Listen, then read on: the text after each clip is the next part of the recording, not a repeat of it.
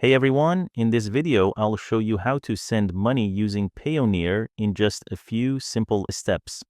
First, open your browser and type Payoneer into the search bar. Click on the first result. It should be payoneer.com.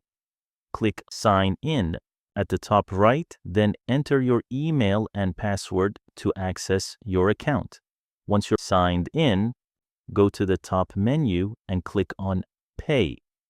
Then select Pay to Recipient's Payoneer account to send directly to another Payoneer user using their email. If you want to send money to a bank instead, you can select Pay to Recipient's bank account. Now enter the recipient's email, the amount, and select the currency. Click Next. Next, you'll be asked to add a payment description.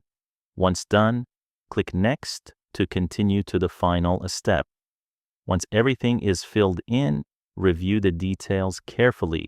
If everything looks good, click Pay to complete the payment. And that's it.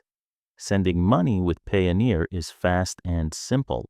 If this was helpful, make sure to like and subscribe for more quick tutorials. Thanks for watching.